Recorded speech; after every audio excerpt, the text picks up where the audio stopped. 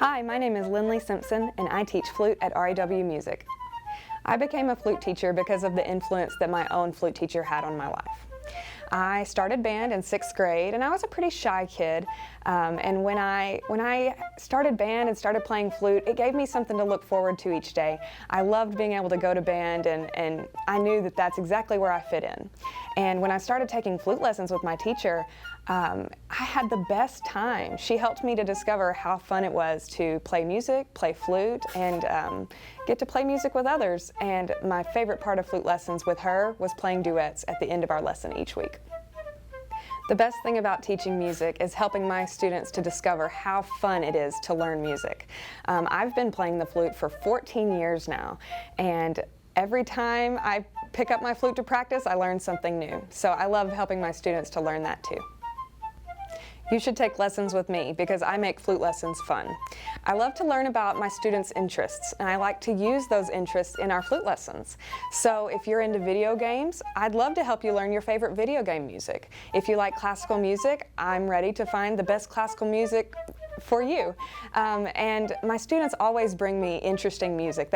My students have brought me pieces that I've never even heard of, and we've learned them together, and my students always get really motivated when they get to choose their own music.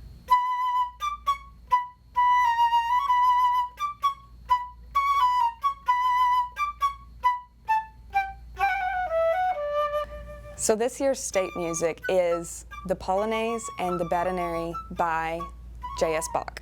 A fun fact about Bach is that he actually had 20 children. I can't imagine, but these pieces are really beautiful, and the first thing I want to talk about is the Polonaise. The Polonaise has a tempo marking of 8th note equals 120. So that means that the 8th note is actually going to get the beat instead of the quarter note. So the best thing to do is to go ahead and open up YouTube, listen to what it's supposed to sound like. It might be a little confusing at first. You're thinking, what, the 8th note gets the beat? It's really not as confusing as it sounds at first. But find a recording of this piece and just listen to how the piano and the flute fit together. You'll actually hear that the piano is keeping a steady beat of 8th notes. And then later, when you're practicing the piece on your own, you'll be able to, you'll almost be able to hear the piano in the back of your head. It'll be keeping a steady beat for you, even though the piano's not there. When you look at the Badineri, you might see the word presto and think, oh my gosh, this thing is going to be fast. But the best piece of advice I can give you is to not start super fast.